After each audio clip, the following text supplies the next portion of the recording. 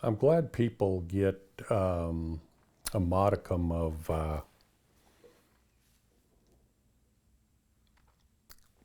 something out of the videos I make because from my perspective, I'm just putting stuff out and I'm making videos, spiritually speaking, on this particular channel that obviously is close to my heart. And well, maybe it's not obvious to you, but it is close to my heart. It means everything to me, but it's not like I'm a professional. You know how there are gurus that follow the 7-part path of this, and on and on and on and on with all their majestic, systematic paths that you must follow to get to stage 1 and stage 2, and the list goes on and on. I'm not like that. I have absolutely zero desire to not only create a path, but be so presumptuous as to assume that every one of you listening could not teach me something that I already don't know, or to teach me how to be a better person. So I look at it more of God has blessed me with an immense amount of spiritual knowledge that's absent from this world. And as a friend, I'm sharing it with you. I have absolutely no desire to create some sort of systematic teaching methodology or anything of that nature. Not that there's anything wrong with that. I mean, of course you need that if you're going to be a professional in damn near any field, but that's just not what I want to do in spirituality. I guess not to overuse the term, I just follow the Spirit. That's essentially what I do. In this particular video, it is probably going to be the most scattered video I've ever made, because that's just the way I feel about it. I just don't have any magnanimous things to report on or to bring you. And yet I feel inspired to bring up a lot of random stuff that's, maybe if there's 100 people that watch this video over the next month, maybe one of them will be shocked into learning something that they didn't already know, and it puts them on a different spiritual trajectory towards learning something new. So with no further ado, I'll jump into the craziness of this particular video.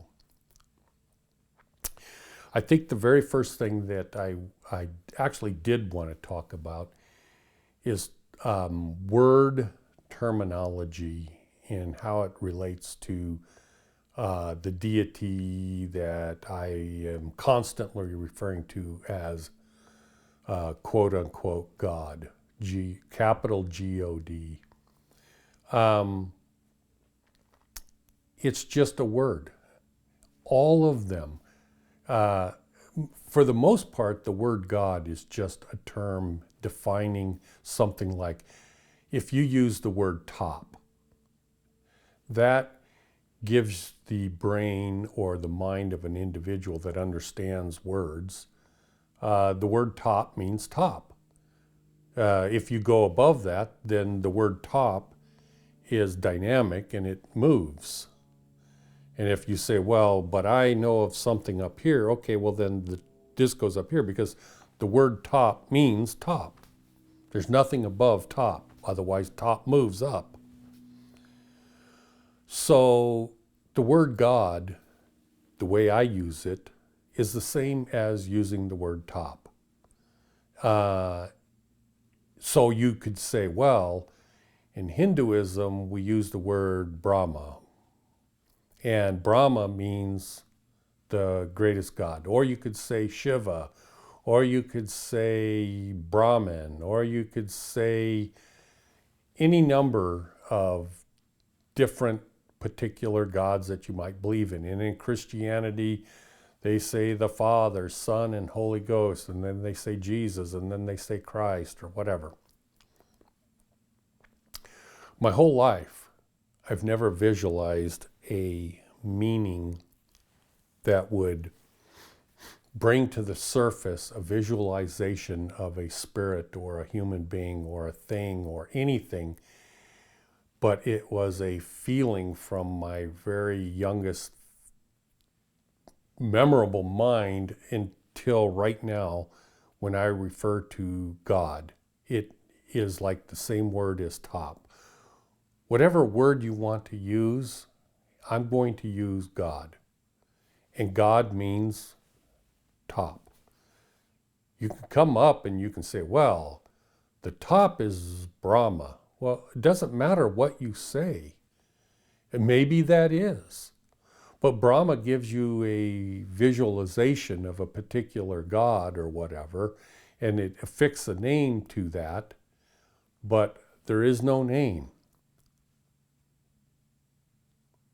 God is all names.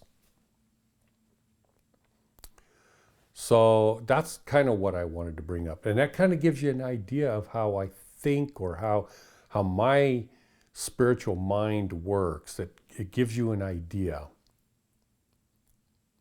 So you could say, for instance, an individual could go through the process and a million kalpas, and then an individual becomes one with God and then becomes greater than God. Well, see, that's the problem.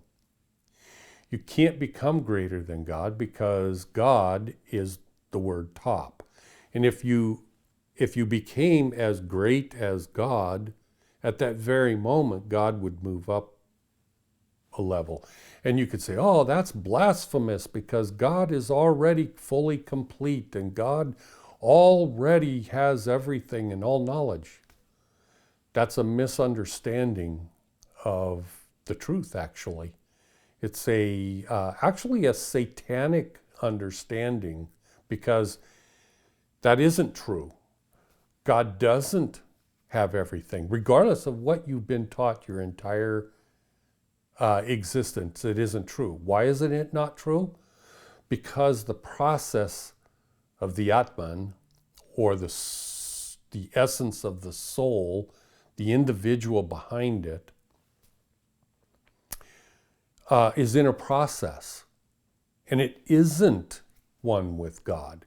If it was one with God, there would be no such thing as evil. There would be no such thing as evil.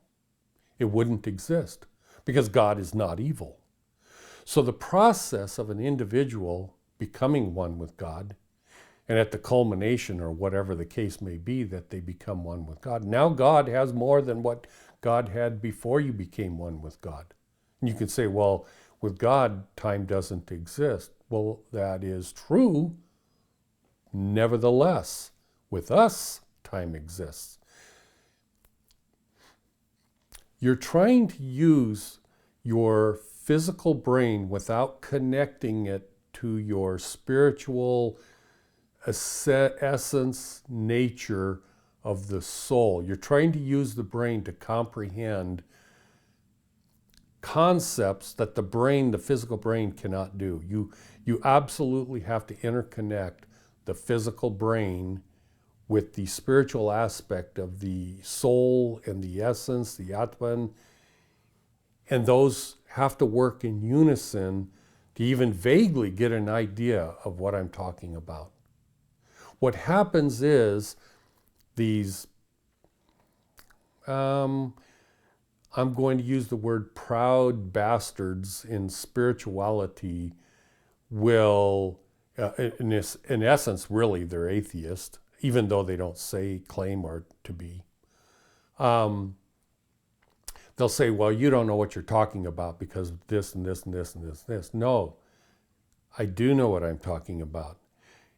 Just because you are either a atheist or a satanic demon trying to pervert the truth, or you're ignorant, doesn't mean that I don't know what I'm talking about.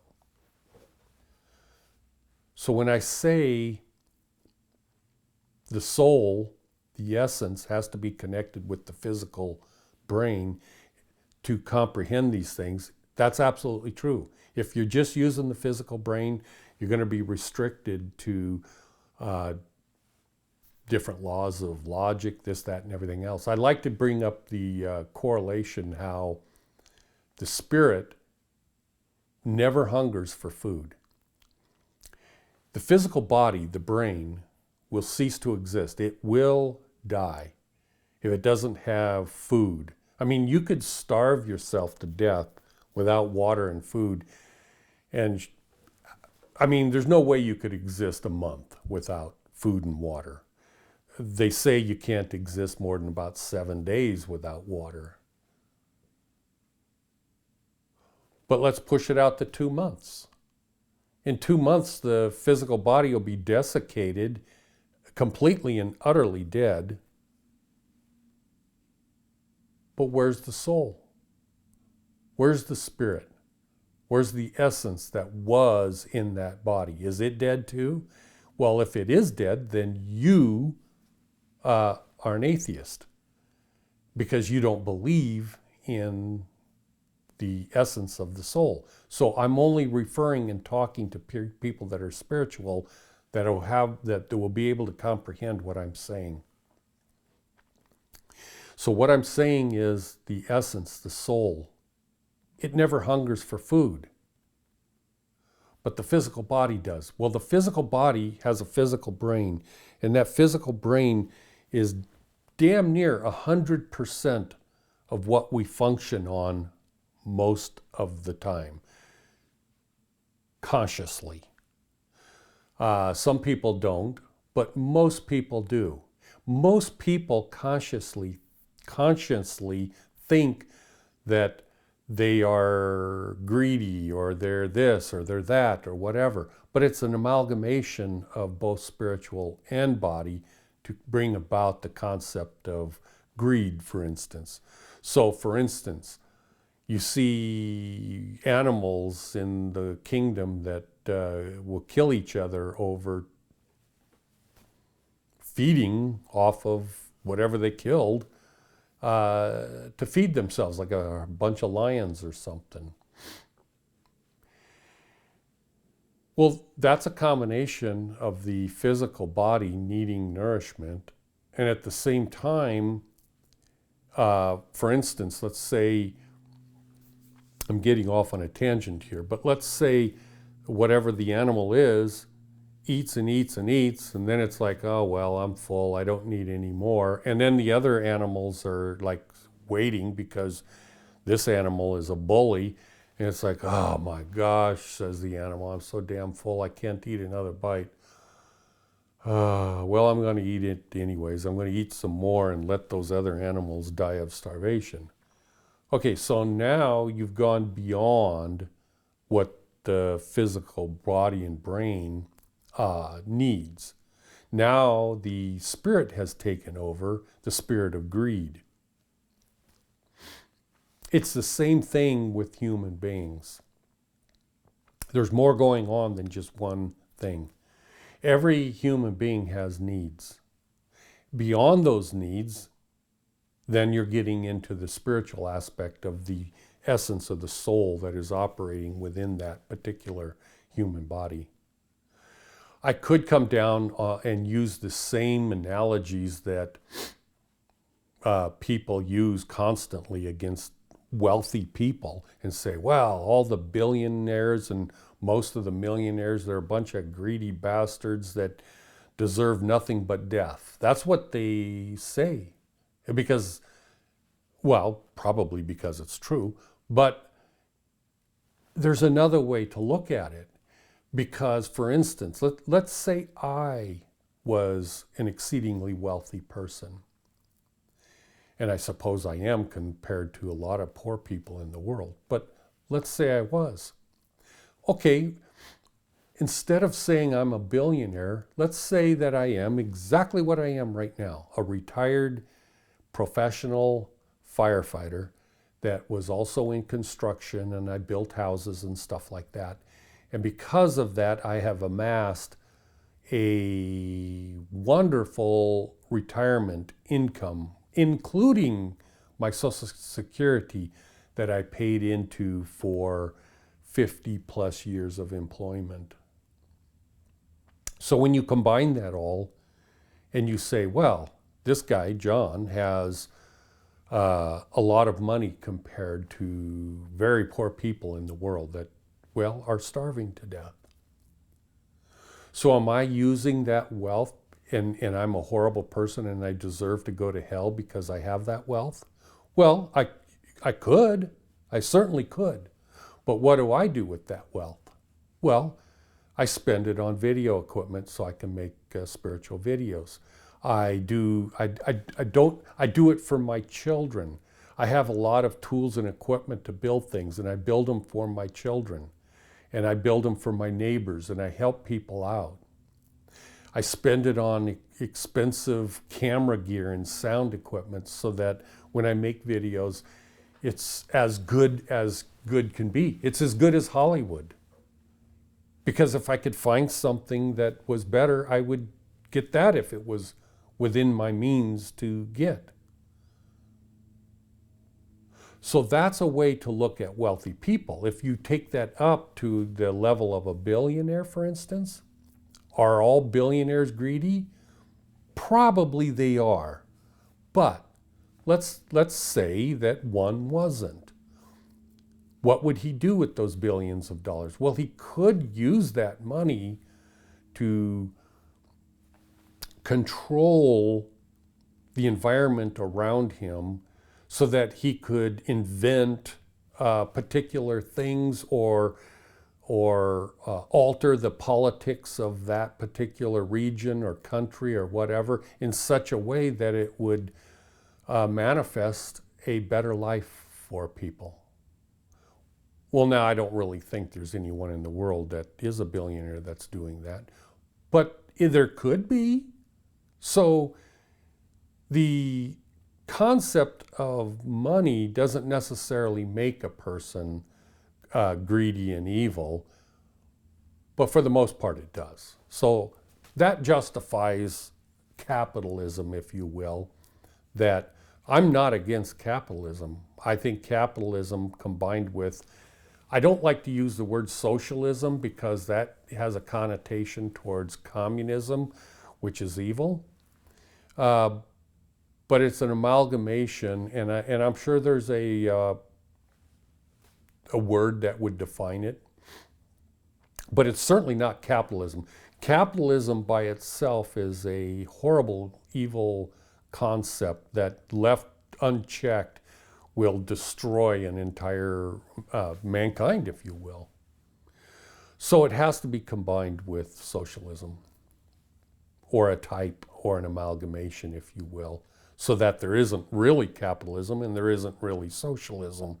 But you combine the two in an amalgamation.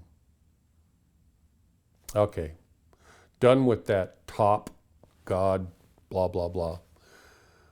But that segues me into money. God, I wish I could convey the truth of money. I have written a several page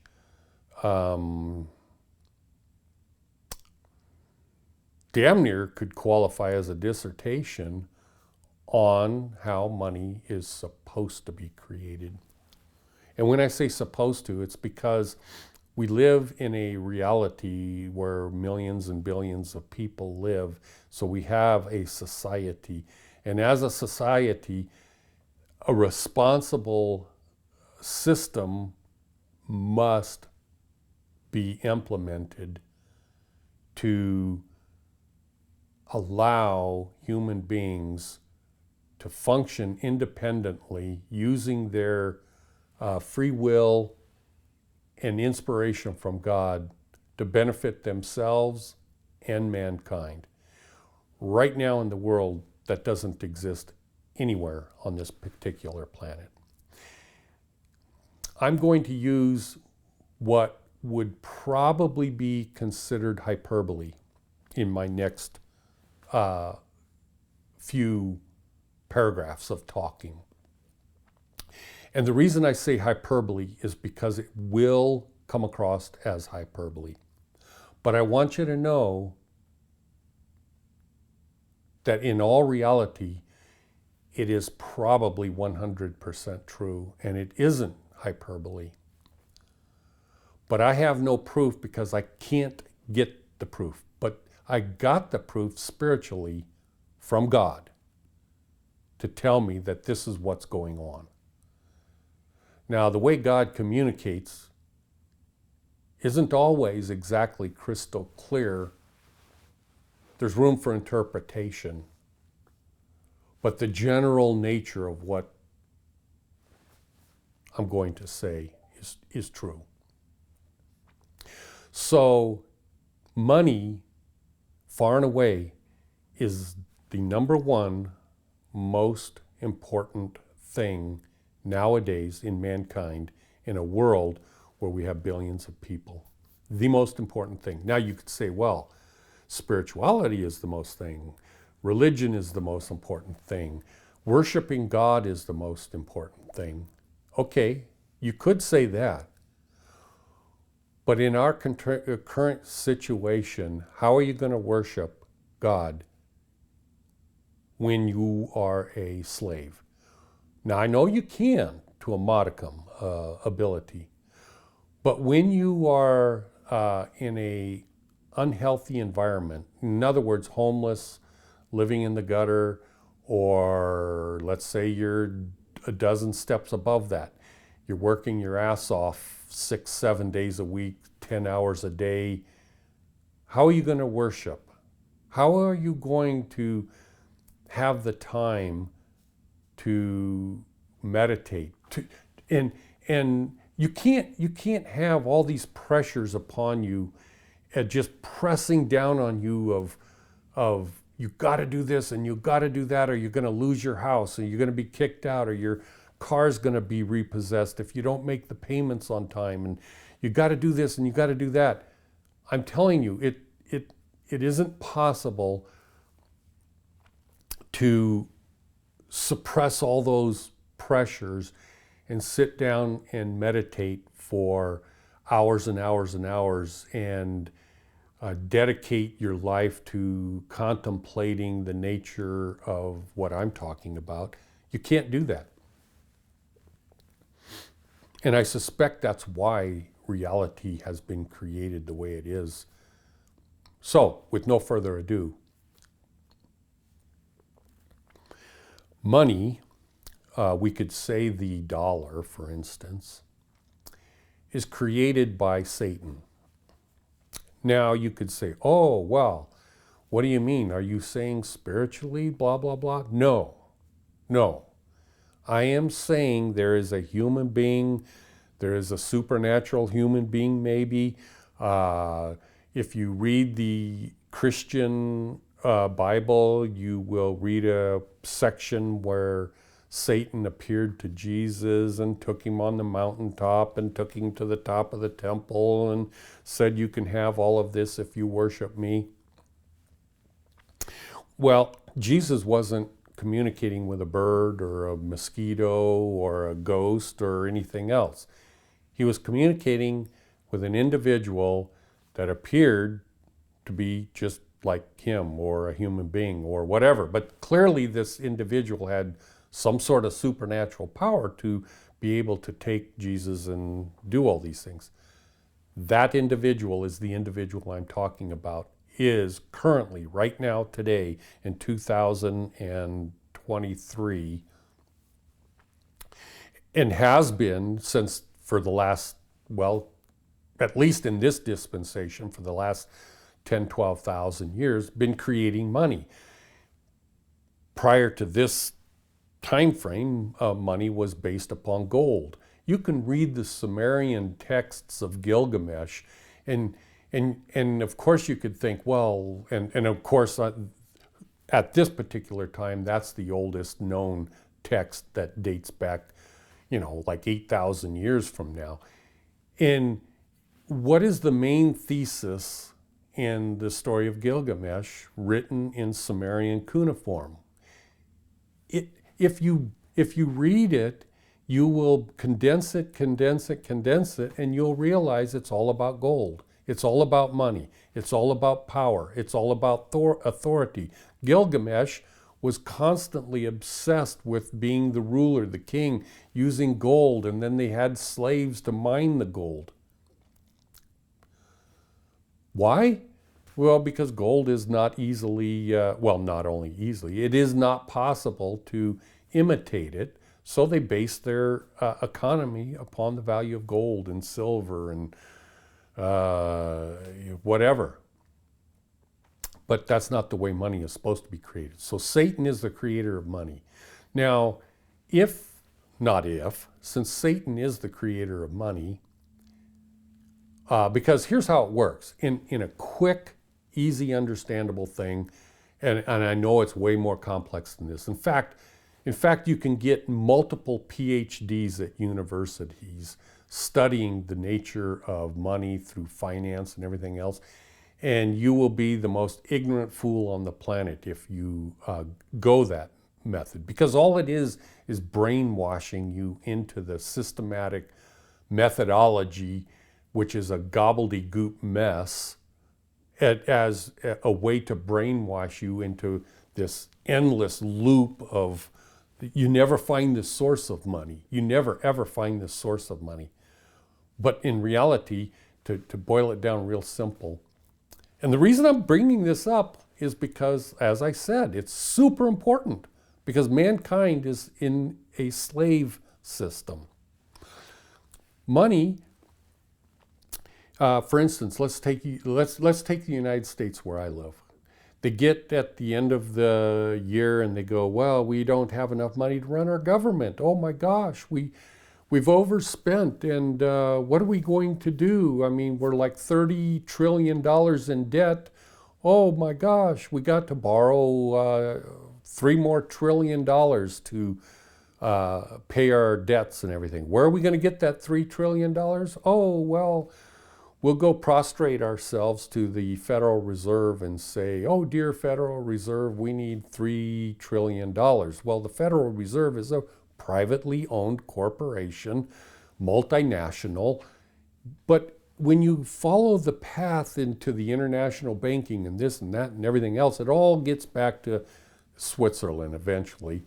And you could say, well, the Rothschilds and this and that. No, they're just puppets functioning in a lower capacity. The top lieutenants of Satan are unknown to the world and everything.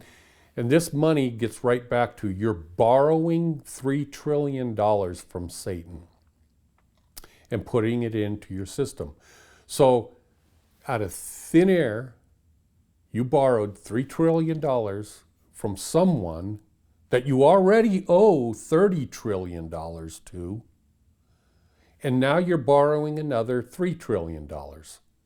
Now, mind you, if you owe someone $30 trillion,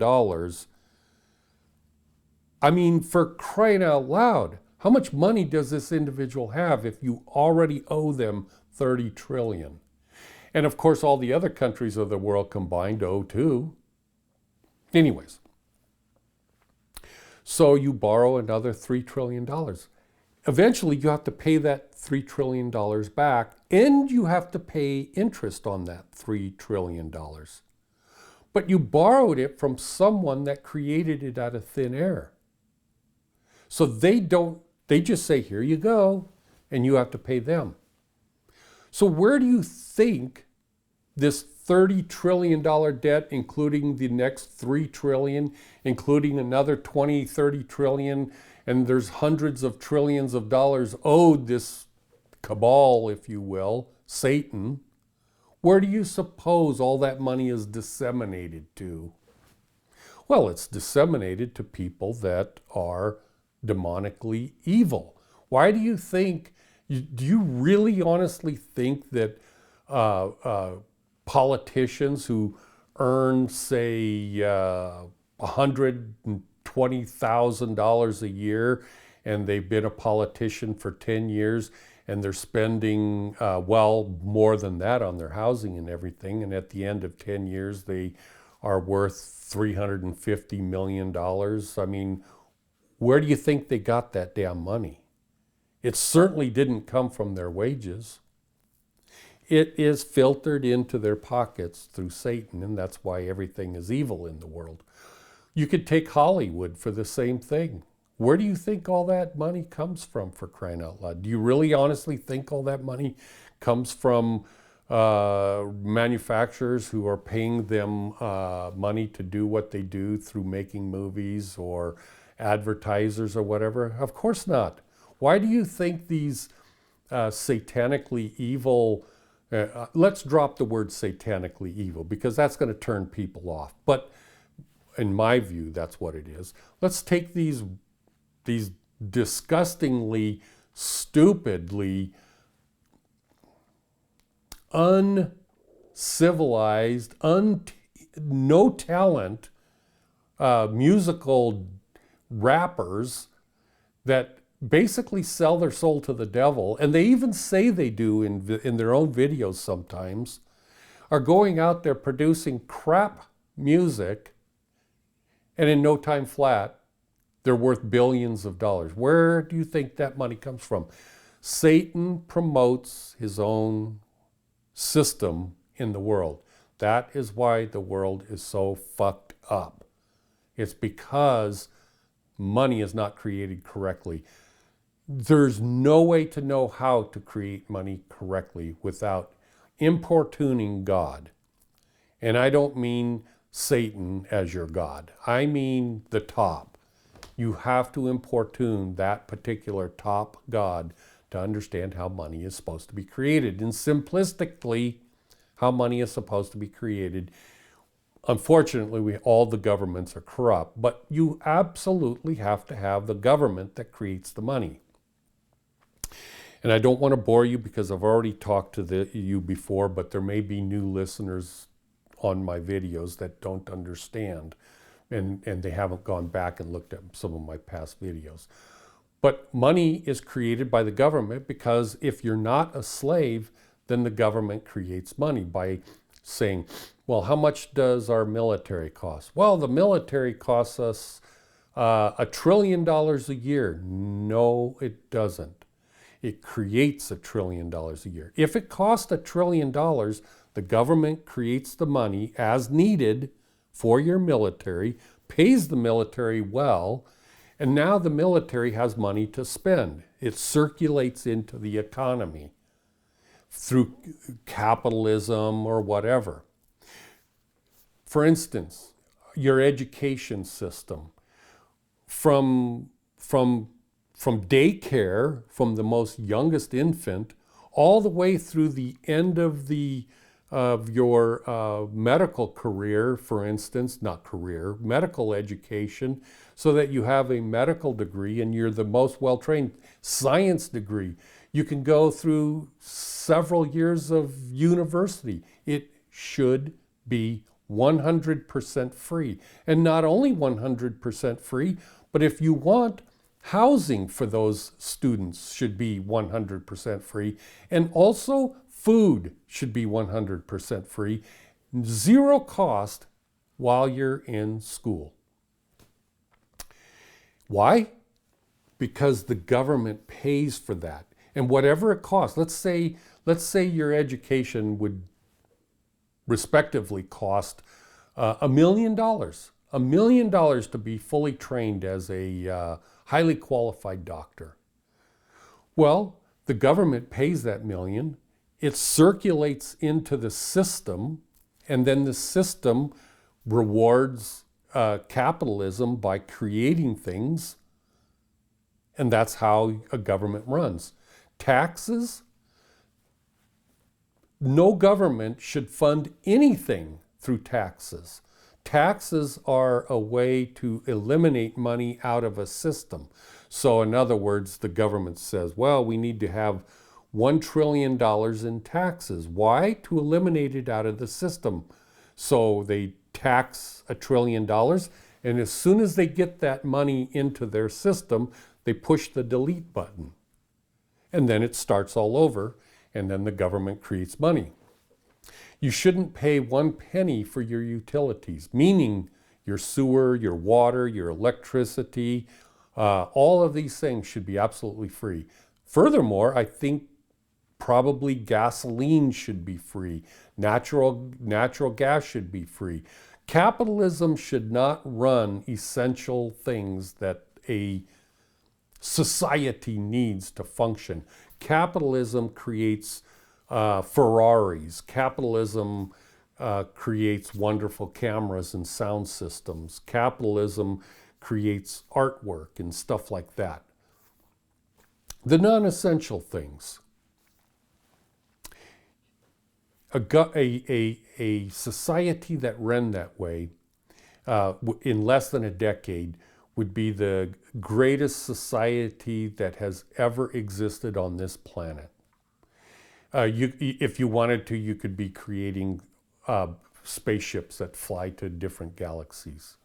Okay, end of this rambling thing. Oh, by the way, the creation of money, if it was created correctly, it's up here in my head. And like I said, I've written a several-page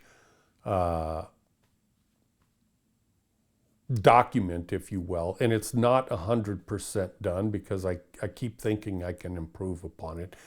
But I don't even know where to send the damn thing because it's like every government official is corrupt to the core. They're just going to look at it, yeah, what is this dipshit? No, rip it up and throw it away. Well, I know the truth. That's what I know. I know how to fix this damn world. That's what I know. Why? Because God told me, not because I'm that great. So, now getting into spaceships. This is a funny one. Oh, let's get to the Earth first. Now what I'm going to try to teach now is that you have to condition your brain to be able to be able to become enlightened, if you will. Your brain has to be conditioned in such a way that it is open to thinking, actually. That's a good word, thinking. Most people don't think. They're not aware of things. So this is a way to try to condition your brain. So let's take the planet Earth, as well as probably all planets and stuff, including the sun, all things like that. So if you have the center of the planet, most people, including idiot scientists, think, well, the pressure becomes so great and blah, blah, blah, and the center of the Earth has got so much, it's pressurized so much. Bullshit. The center of the Earth has zero gravity. I mean, like, you could like floating in space. There's no gravity. So if there's no gravity in the center of the Earth, and the reason is because if you have a sphere and you're standing on the top of that, the gravity pulls you down, okay? But if you're on this side of the Earth, the gravity's pulling you down also, and they're both pulling, and then they get to a point. What do they just keep going? Of course not. It pulls, and they balance each other when they hit the center. And because then you have, if this is half the diameter of the Earth, half the diameter, well, when you start to get down, now you have above you, you have mass that is pulling upward. And as you go down, eventually it equalizes, and you have as much mass pulling this way as you have pulling this way. So it equalizes out. The center of the Earth has zero gravity, or shall I say, has equaled out gravity, and it's pulling in all directions.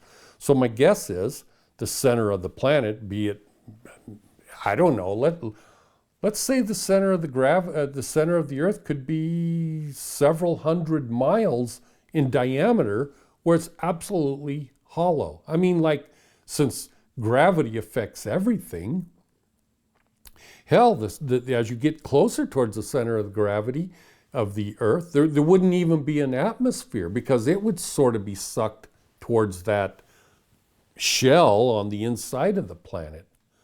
So there's nothing, you would just float. And of course, you would eventually float one direction and stick to the surface of whatever it is that the center of the Earth is.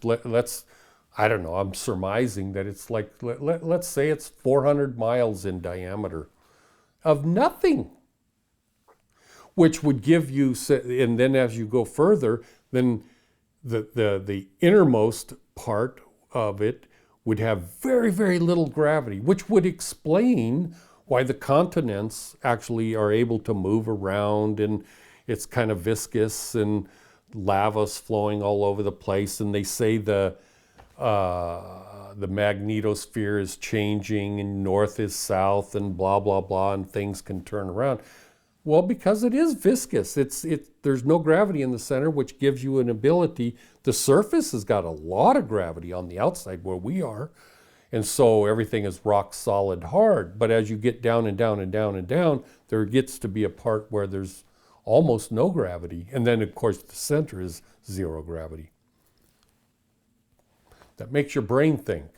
That makes you think. That makes you wake up and go, oh, I never thought of that before.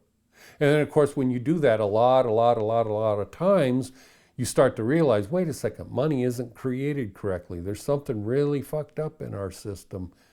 And then it's like, if you ever do wake up, meaning like you're just shocked into being woken up, it's like, oh my God, I can't believe it. And then every day you wake up in the morning and you go, oh my gosh, I live in a weird reality, Okay, next thing, speed of light. Traveling at the speed of light, you can go anywhere in the universe in 0 time. Oh, no, you can't, says the scientists and everybody that use their physical brain but refuse to amalgamate it with their essence, which is a hell of a lot more intelligent than the physical brain. It's like, oh no, it takes 8 1/3 minutes for the sunlight to go from the sun to Earth. Says who? Well, it says scientists, we can prove it. Okay, but you're proving it from sitting on planet Earth. Planet Earth is traveling through the universe at a certain speed relative to the speed of light. So when we say relative, it is traveling sub-light speed. And because of that, it takes 8.5 minutes. Einstein's theory of relativity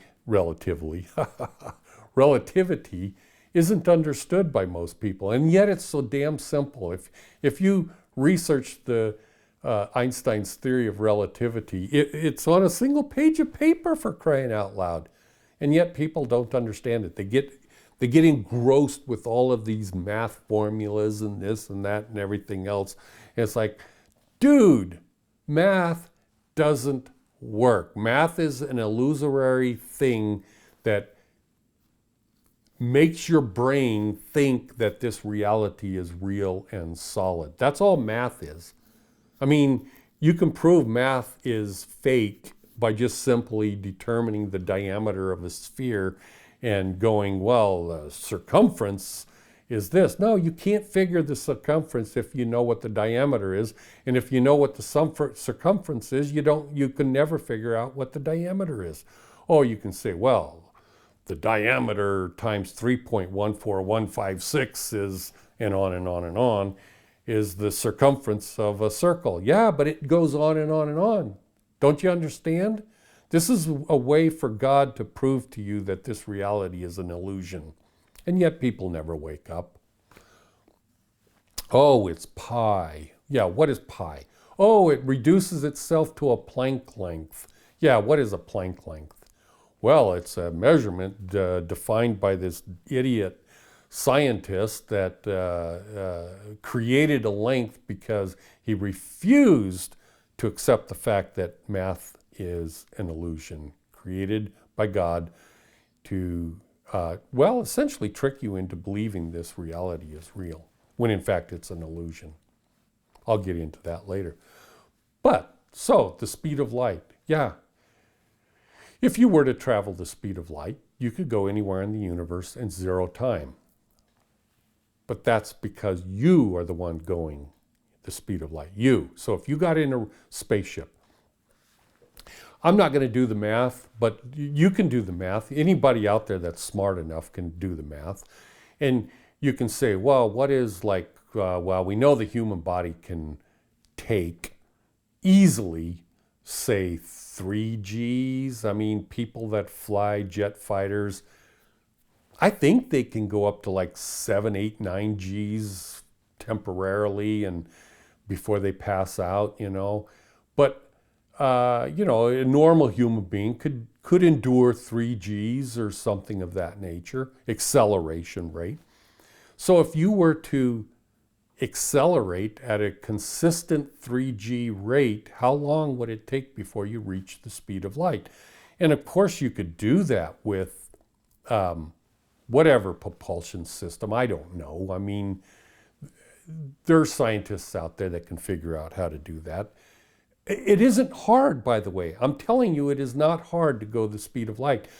Of course, scientists, just like all the other dipshits out there, will tell you that, oh, well, it takes all the energy in the universe to go the speed of light. You can't go the speed of light, blah, blah, blah. Again, idiots. Okay, idiots. That isn't true. You can go the speed of light by just constantly accelerating at 3 Gs for what? I don't even know. Do the math. Maybe it would only take you 5, 6 hours. I don't know. I mean, because at 3 Gs, you're accelerating. At 3 Gs, the speed exponentially gets faster and faster and faster. And of course, you have to slow down because you have mass. But so let's say you go the speed of light, and it takes you 6 hours to go the speed of light. Once you get up to the speed of light, you now can instantly go anywhere in the universe, and it will take 0 time. And the reason is because the speed of light cancels out time. Now, does that mean your watch is spinning around in circles while you're traveling at the speed of light? No, it doesn't go around, because since it's instantaneous, you could say, well, I want to go to a universe that's 5 billion light years away. But since it takes no time, your watch wouldn't even click 1 second, and you're there. So does that mean it stops time? No, it doesn't stop time. Time doesn't stop. It's just that time doesn't exist.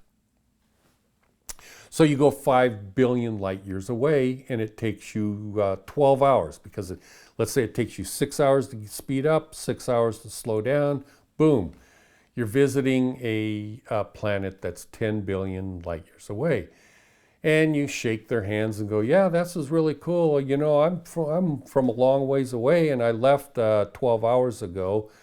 And oh my gosh, I got to hurry up and get back because my wife is going to be serving me dinner pretty soon. So, okay, well, it's nice meeting you. Okay, so you get back in your spaceship, speed up, slow down. You spent 5 minutes over there, and now 12 and 12 is 24. It's 24 hours later.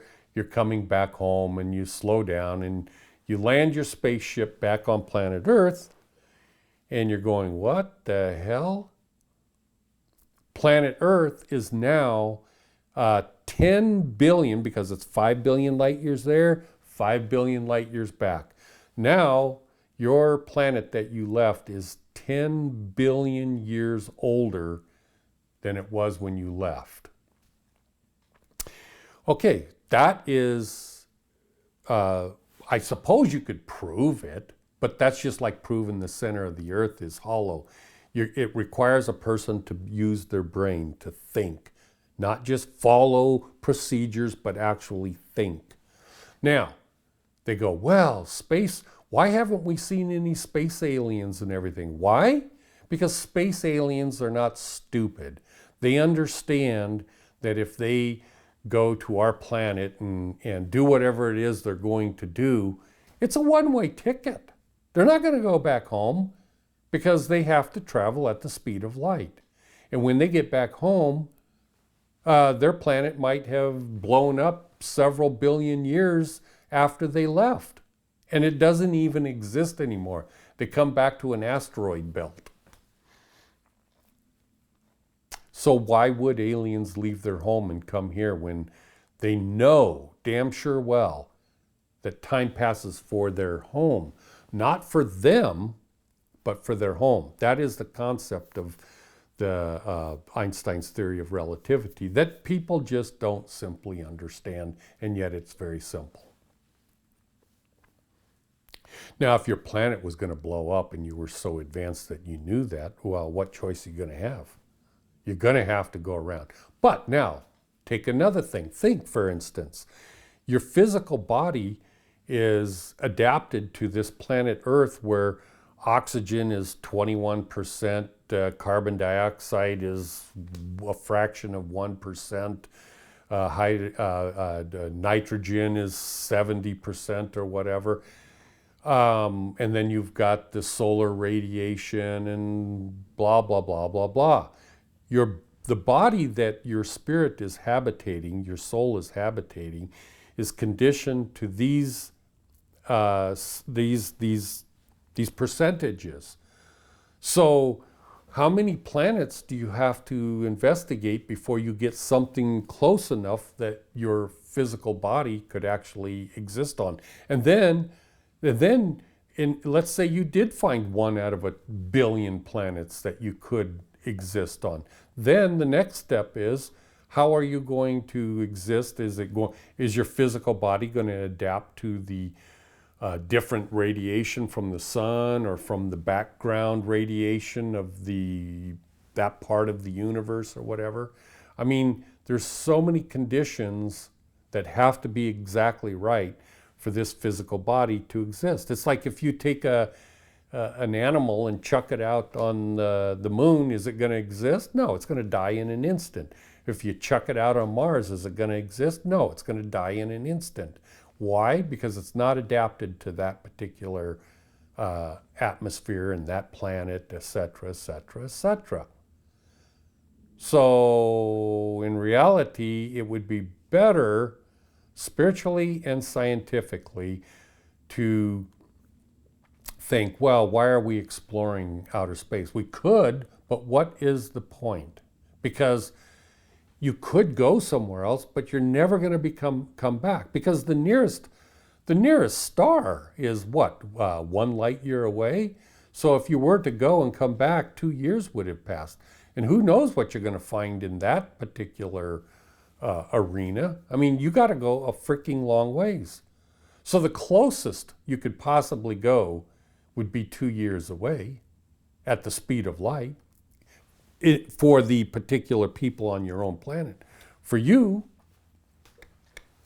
no matter where you go, if let's say it took and the reason I say 3G acceleration, because again, you're dealing with a momentum, and you have to relate that to your physical body. And the physical body has to be able to endure that type of acceleration and deceleration. So no matter where you go in the universe, it's going to take 24 hours. It doesn't matter where you go. 1 light year away, 10 trillion light years away. It doesn't matter where you go. It's going to take you, the traveler, 1 day, 24 hours. Accelerate, decelerate. And of course, when you come back. So now let's relate that to a kalpa of time. So for instance, Hinduism has figured this stuff out. When I say they figured it out, no, that's not true. They were just carrying it over from a yuga period where they were closely aligned spiritually with God and stuff. And so maybe that was 100,000 years ago. And so they brought that into this particular period, relating the truth. And the truth is a kalpa of time is billions of years. And why? Why? Why is it billions of years? It's billions of years because on this particular planet, associated in the universe, we are traveling at a rate comparable to the speed of light that would say the universe is a kalpa of time is 20 billion years, 100 billion years. I don't care how long it is. It is a period of time. Well, you could travel a certain distance and come back, and that kalpa of time is over. It's like, dude, you would leave and come back, and it's like, well, wait a second, where did everything go? There's no universe. Dude, that kalpa of time is over. God eliminated it, and now you're back with, you're either back in Brahman or you're one with God because you were, a decent person or whatever. I mean, it's not like you cease to exist. It's just that you can't exist in this particular universe because it's over. It's ceased. It will start again, but you're not going to come into a different kalpa of time. You have to return to the creator of that kalpa of time or that particular universe. Weird shit, I know, but it makes your brain think. I'm telling you stuff that's true. I'm not telling you science fiction bullshit. I'm telling you stuff that's true. It only seems like science fiction because you've been taught a heap of lies by Satan. Now, I wanted to get back to money. One more thing. So this is, you can prove it, but not using science really.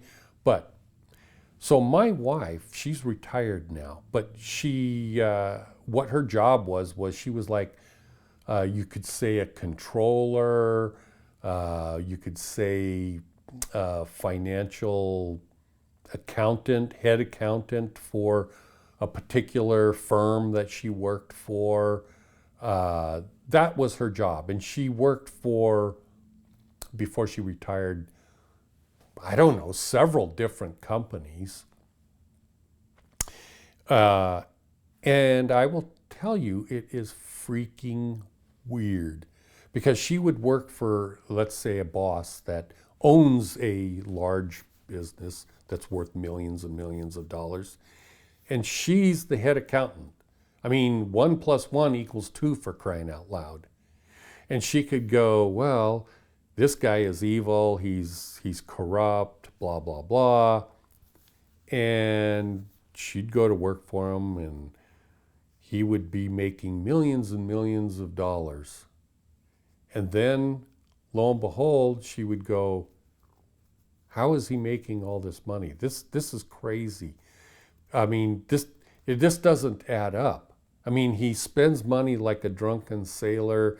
He's an idiot. And I mean, an idiot. And he's making money hand over fist. Why? This is impossible. If my wife is so intelligent in her job as an accountant, and I know more about construction than probably most builders in the world, and I've already owned my own construction business and consulting business and stuff like that. Why does my wife and I not make millions of dollars? It's because we're not evil and we haven't sold our soul to the devil, so to say.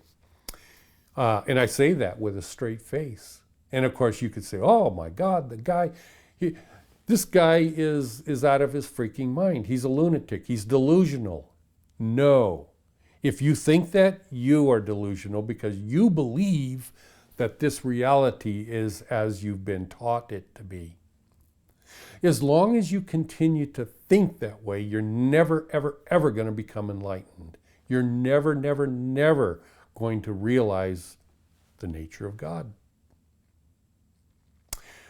the last thing I wanted to talk about, oh yeah, just to finish there, that just reaffirms how money dissipates into the pockets of evil people in this reality.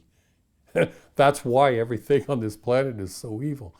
Because if you're evil and you've agreed to be a horrible, horrible fucking bastard, money will come to you like supernaturally. It's like you'll become wealthier and wealthier and wealthier, and you'll be able to use that to repress good people and to screw them over and make their lives miserable and everything else. And that's the pretty awesome way that things work.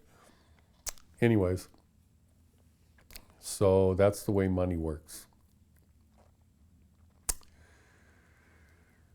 Maybe that's the last thing I was going to talk about. Let me think. Is there anything else I wanted to cover? There probably is. But I think for now, I'm going to end it on that and put this out. Today is Saturday. Geez, I don't even know what day it is. I'm just sitting here spiritually thinking.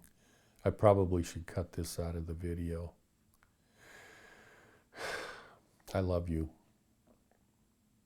I want you to know that you can wake up. You do need to. If you want to become enlightened, if you want to understand things that your brain is not getting, you have to be able to analyze things. There's a concept of love, okay?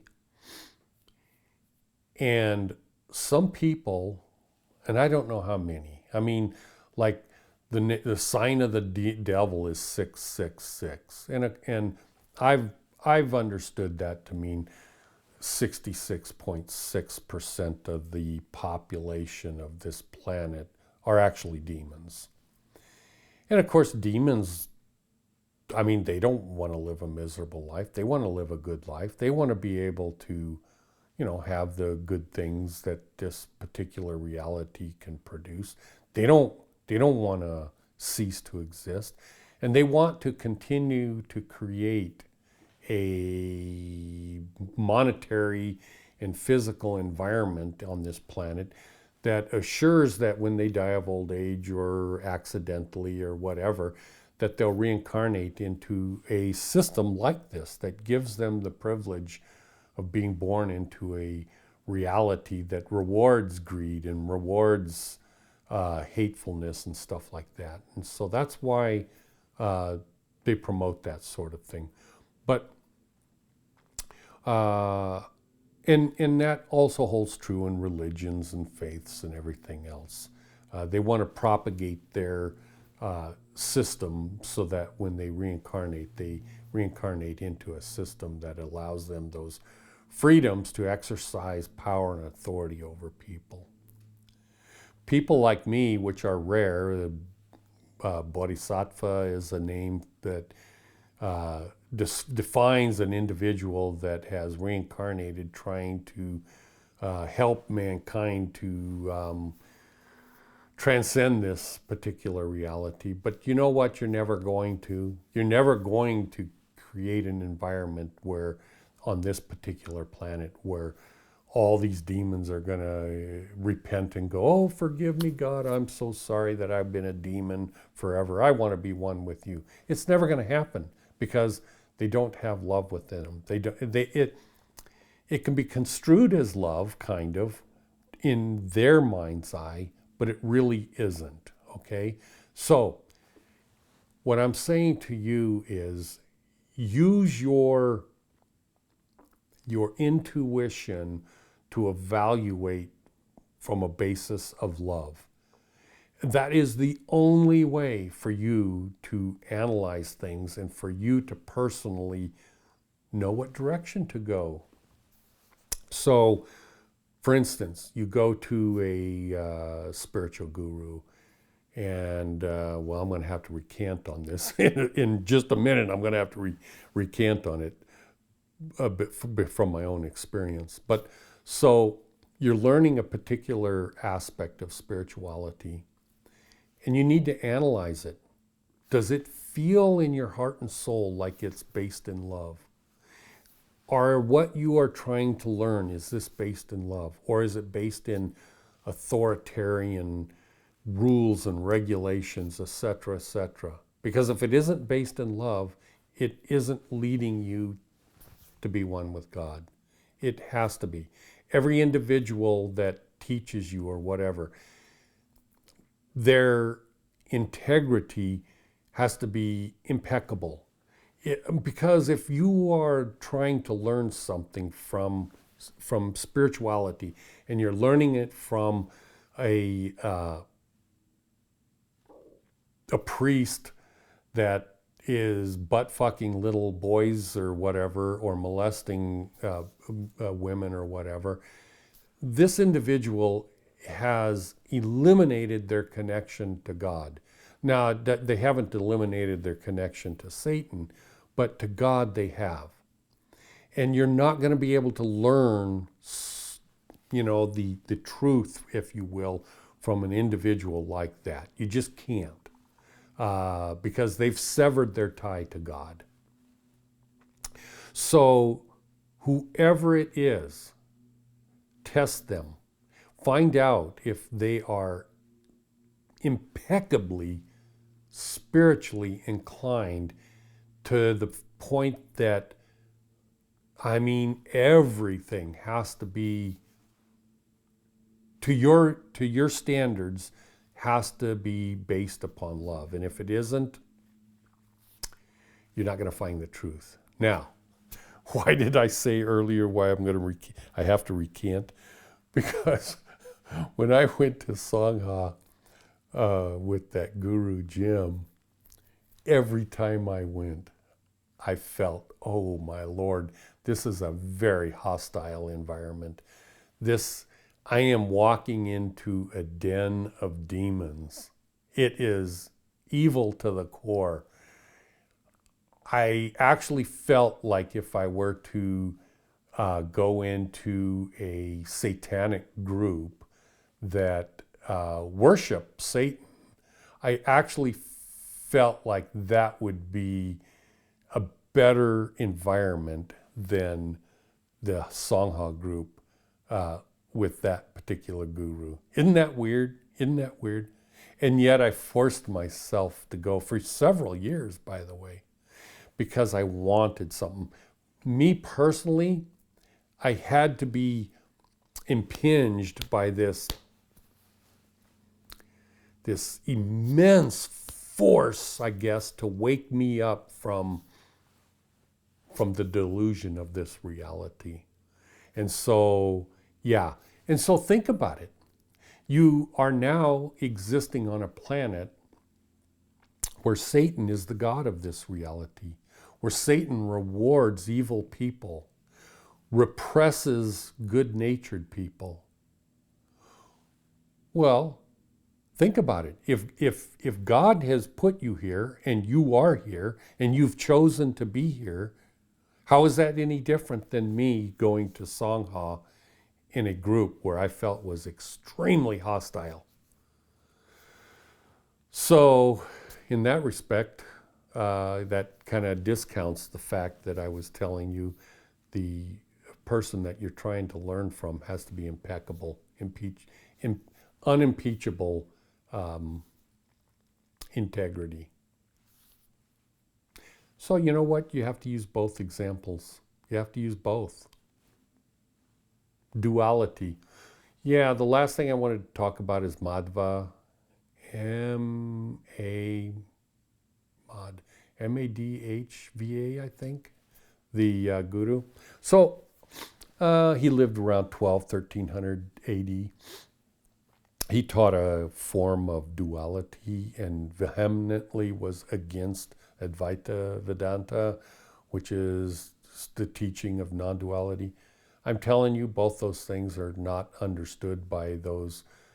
Those two gurus didn't understand the truth, or the people that wrote down what they taught didn't understand, because the way it comes across is close to being true but isn't true. And so I think the book that I just finished was actually written by a guy that, well, actually the book was his dissertation to his PhD on the teachings of Madhva. And Sarma, I think the guy's last name is, the teacher. Anyways, written 2005, I think I read in the book. All he did was discuss the ways in which they restricted the teaching and made it incredibly difficult. I mean, you had to be a Brahmin in the what do they call that? The different sects of people, and you couldn't teach women unless they were, married to a sage or something like that.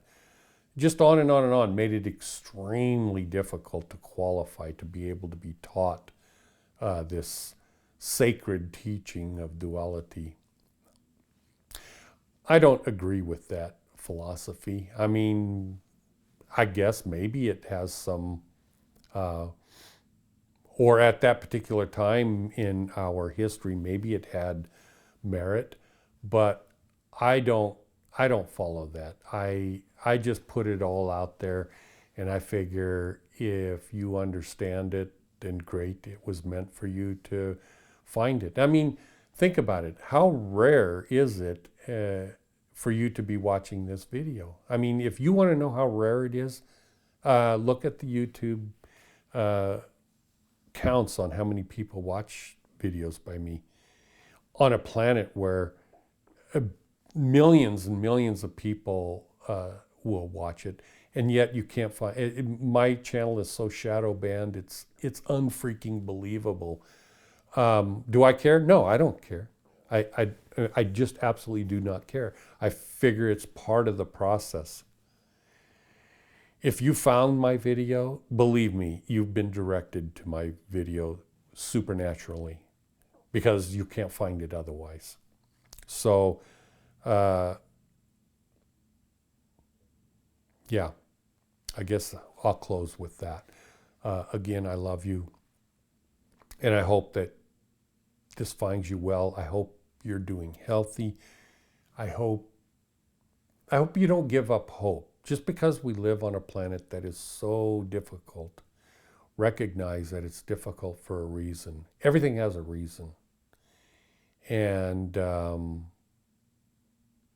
you're on the right path. You're supernatural things, if that's what you're seeking, you may never find them in your life. I was just talking to my brother about this yesterday, and he concluded the same way as I did, and that is, you know what? Supernatural things happening to you is more of a byproduct than anything else, because if you're seeking the spiritual truths that are hidden so well in this reality, and you start to find them, spiritual